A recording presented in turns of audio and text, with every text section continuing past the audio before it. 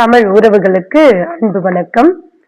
இன்றைக்கு நம்முடைய காணொளியில் பார்க்க இருக்கும் தலைப்பு மூவை அரவிந்தன் அவர்களால் எழுதப்பட்ட உரையாசிரியர்கள் என்கிற புத்தகத்தில் இருந்து அலகு 1 இடம்பெற்றிருக்கக்கூடிய இறையனார் களவியல் உரை அல்லது இறையனார் அகப்பொருள் உரை என்கிற நூல் தோன்றிய வரலாறு குறித்தும் நூலுக்கான உரை தோன்றிய வரலாறு குறித்தும் தான் இன்றைய காணொளி இருக்க போகுது.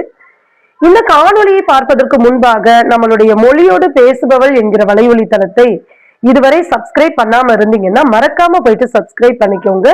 கூடவே பெல் ஐக்கானையும் கிளிக் பண்ணி வச்சுக்கோங்க. அப்பதான் நம்ம போடுற வீடியோ உங்களை உடனுக்குடன் வந்து சேரும். வாருங்கள் காணொளிக்குள் செல்லலாம். இறையனார் அகப்பொருள் உரை, இதனுடைய ஆசிரியர் இறையனார் என்பவர். இது தமிழ் இலக்கியத்தில் முதலில் தோன்றிய நூல் அப்படின்னு சொல்லக்கூடிய சிறப்பினை பெற்றிருக்கிறது. அதே போல காலத்தால் முற்பட்ட நூல் அப்படின்னு இதை சொல்லலாம். தமிழுக்கென்று தோன்றிய முதல் உரை நூல் என்ற அடையாளத்தையும் பெற்றிருக்கக்கூடிய ஒரு நூல். மற்ற உரை நூல்களுக்கெல்லாம் வழிகாட்டியாய் இடம்பெற்றிருக்கக்கூடிய நூலும் இந்த இறையனார் அகப்பொருள் உரை என்கிற நூல். சிறந்த அகப்பொருளுக்கான இலக்கணத்தை பற்றி பேசக்கூடிய நூலும் இந்த நூலே. இந்த நூல் தோன்றியதற்கான ஒரு சிறிய கதை ஒன்றை பார்த்து விடலாமா? வாருங்கள் கதைக்குள் போகலாம். பாண்டிய மன்னன் ஆட்சி செய்து கொண்டிருந்த நேரத்தில் ஏறக்குறைய 12 ஆண்டு காலம் கடுமையான பஞ்சம் நிலவுகிறது நாட்டில். அந்த பஞ்சம் நிலவிக் கொண்டிருக்கும் வேளையில் அங்க இருக்கக்கூடிய புலவர்களுக்கெல்லாம் மன்னனை விட்டு பிரிய மனமில்லை. இருந்தாலும் கூட பஞ்சத்தின் காரணமாக ஆளுக்கு ஒரு திசையாக திருந்து செல்ல வேண்டிய ஒரு காலம் நிர்பந்தம் ஏற்படுகிறது. புலவர்கள் சென்று விட்டனர். மன்னனுக்கு நீங்காத ஒரு கவலை. என்ன கவலை அப்படின்னா, இலக்கியத்துல எழுத்திலக்கணம் இருக்கிறது, சொல்லிலக்கணம் இருக்கிறது, யாப்பிலக்கணம் இருக்கிறது, பொருளுக்கென்று இலக்கண நூல் இல்லையே அப்படின்னு சொல்லிட்டு சிந்தனையில் இருக்கிறாரு. 12 ஆண்டுகளுக்கு பிறகு அந்த நாட்டில் பஞ்சம் மாறி போய், அதாவது மழை நல்லா பெய்து பழைய நிலைமை மீண்டும் திரும்புகிறது. பஞ்சம் எல்லாம் இல்லாமல் இப்ப வழக்கம் போல அந்த நாடு நல்ல சகஜமாக அந்த நாட்டில் எல்லா வளங்களும் பெற்று செல்வ செழிப்போடு இருக்கிறது. இந்த நேரத்தில் தான் மன்னனுக்கு இப்படியான ஒரு சிந்தனை ஏற்படுகிறது. உடனே புலவர்கள்லாம் பஞ்சம் மாறிய உடனே புலவர்கள்லாம் மீண்டும் மன்னனை நோக்கி வராங்க. வந்த உடனே மன்னன் வந்து அவர்களிடத்தில் இந்த வேண்டுகோளை முன்வைக்கிறாரு. அதாவது புலவர்கள்லாம் ஆங்காங்க சென்று விட்டனர்.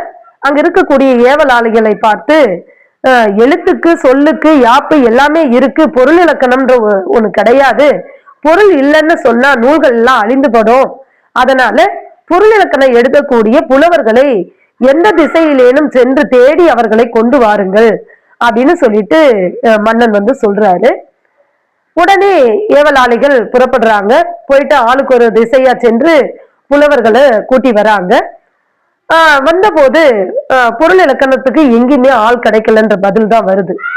எழுத்துக்கு இருக்கிறாங்க, சொல்லுக்கு இருக்கிறாங்க, பொருள் இலக்கணம் எழுதுவதற்கு புலவர்கள் யாரும் ஆட்கள் யாரும் கிடைக்கல அப்படின்னு சொல்லிட்டு ஏவலாளிகள் வந்து பதில சொல்லணும். மன்னனுக்கு மீண்டும் வருத்தத்தின் மேலீடு அதிகரிக்கிறது.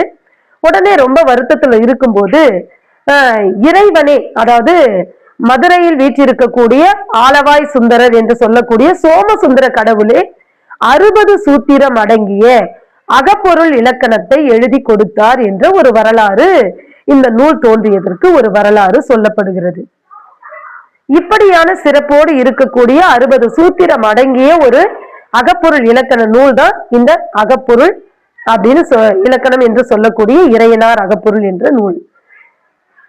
இந்த நூலை எழுதியவர் இறையனார் அப்படின்னு சொல்லிட்டு நம்ம பார்த்துட்டோம்.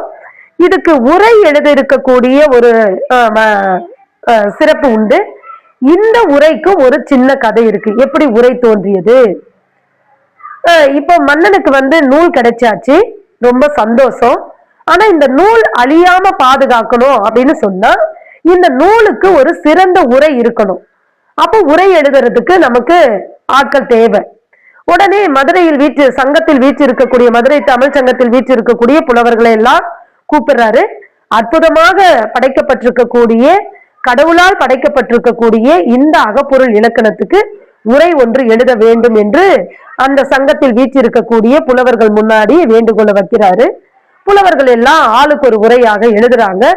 எழுதி கொண்டு அந்த உரையை வந்து மன்னன் முன்னாடி சமர்ப்பித்து நான் எழுதின உரைதான் சிறப்பானது, நான் எழுதின உரைதான் சிறப்பானது என்று ஒவ்வொரு புலவர்களும் தன்னுடைய உரையை பற்றி பெருமை பேசுகிறார்கள். உடனே புலவர்கள் சொல்றாங்க, இந்த உரையையும் தேர்ந்தெடுக்கிறதுக்கு ஒரு காரணிகன் தேவை, ஒரு நல்ல தேர்ந்து தெளிந்த ஒரு ஆசான் தேவை அப்படின்னு சொல்லிட்டு புலவர்கள்லாம் பாண்டிய மன்னன் இடத்துல வேண்டுகோள் முன்வைக்கிறாங்க. பாண்டிய மன்னன் அதற்கு காரணிகனை எங்கு சென்றாலும் தகுந்த உரிய அந்த உரையை தேர்ந்தெடுக்கக்கூடிய காரணிகனை எங்கும் கண்டெடுக்க முடியவில்லை. உடனே அந்த புலவர்களே ஒரு ஆலோசனை சொல்றாங்க, ஒண்ணு பண்ணலாம் மன்னனே, நம்ம இந்த நூலை எழுதினார் இல்லையா சோமசுந்தர கடவுள், அவரே காரணிகனையும் தரட்டமே அப்படின்னு சொல்லிட்டு ஒரு ஆலோசனையை சொல்றாங்க. மன்னனும் அதை கேட்டுக்கிட்டு உடனே சோமசுந்தர கடவுளிடம் வரம் கிடக்குறாங்க. அப்படி இருக்கும் பட்சத்துலதான் ஒரு அதாவது சோமசுந்தர கடவுள் ஊமையாக மூங்கையாக இருக்கக்கூடிய ஒரு உப்புரி கூடி கீழார் மகன் உருத்திர சன்மன் என்பன் முன்னிலையை உங்களுடைய உரைகளை எல்லாம் நீங்க ஒப்பீடு செய்யுங்க, அவர் சரியான உரையை தேர்ந்தெடுப்பாரு அப்படின்னு சொல்லிட்டு இடையாமத்துல உருத்திர சன்மன் என்கிறவருடைய முன்னிலையில உங்களுடைய உரையை நீங்க முன்வைக்கலாம் அப்படின்னு சொல்லிட்டு அந்த உருத்திர சன்மனை கொடுக்கிறாரு கடவுள். அவர்களுடைய முன்னிலையில எல்லா புலவர்களுமே தன்னுடைய உரையை, தான் எழுதின உரையை படிச்சு காட்டுறாங்க. சோமசுந்தர கடவுள் சொல்லியிருப்பாரு, சிறந்த உரைக்கு மட்டுமே இந்த மூங்கையாக இருக்கக்கூடிய இந்த ஊமையாக இருக்கக்கூடியவர் மெய் சிலிர்ப்பார் அப்படின்னு சொல்லப்பட்டிருக்கும்.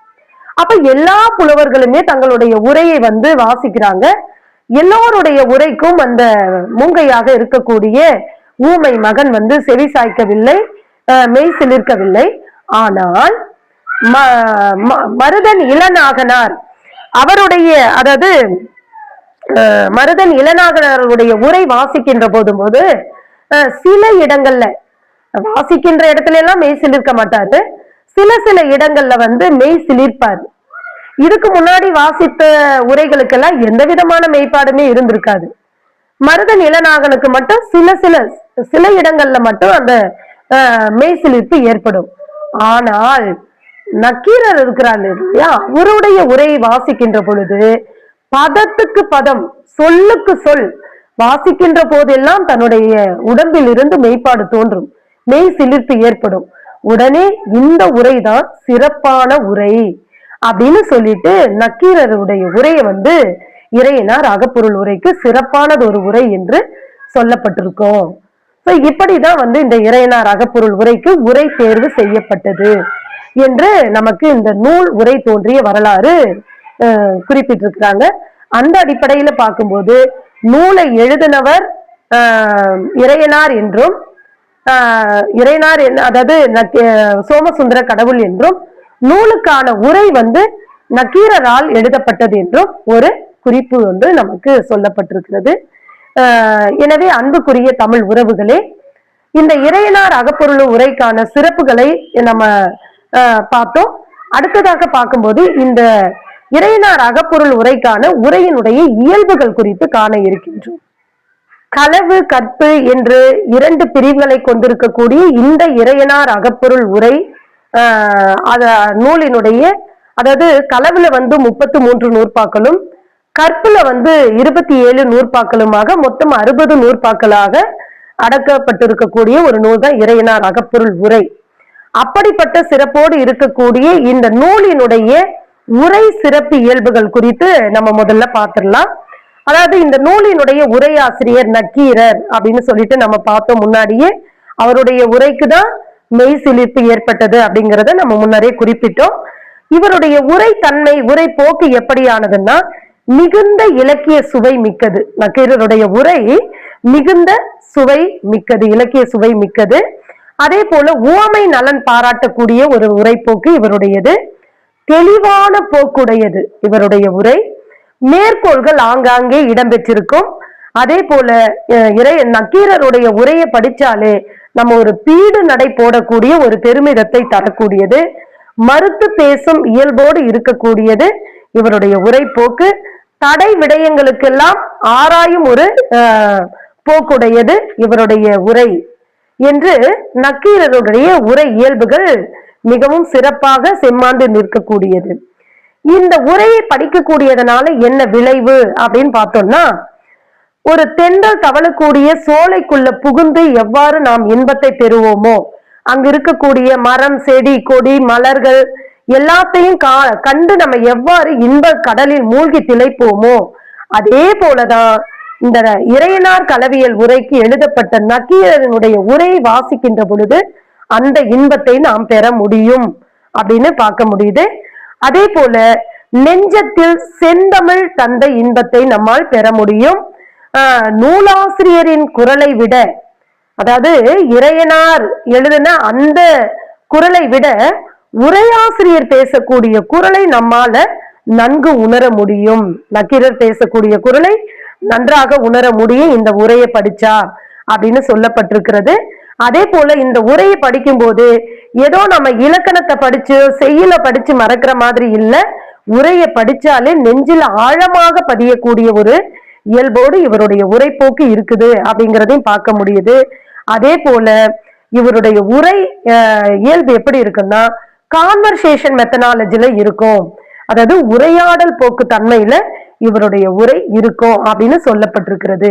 எனவே அன்புக்குரிய தமிழ் உறவுகளே, இறையனார் அகப்பொருள் உரைனா என்ன, அந்த இறையனார் அகப்பொருள் இலக்கணம் எப்படி தோன்றியது, அதற்கான உரை எப்படி தோன்றியது, அந்த உரையினுடைய ஆசிரியர் யார், நூலினுடைய ஆசிரியர் யார், அந்த உரையின் சிறப்பு இயல்புகள் என்ன, அதை படிக்கிறதுனால என்ன விளைவு என்பதை குறித்தெல்லாம் இந்த காணொளியில ரொம்ப சிறப்பா பார்த்தோம்னு நினைக்கிறேன். இந்த காணொளி உங்களுக்கு புரிஞ்சிருந்தது அப்படின்னா மறக்காம லைக் பண்ணுங்க, ஷேர் பண்ணுங்க, கூடவே பெல் ஐகானையும் கிளிக் பண்ணி வச்சுக்கோங்க. மீண்டும் அடுத்த ஒரு நல்ல காணொளியோடு உங்களை சந்திக்கிறேன். அதுவரை உங்களிடமிருந்து விடைபெறுவது உங்கள் முனைவர் ஜெய் சித்ரா. நன்றி, வணக்கம்.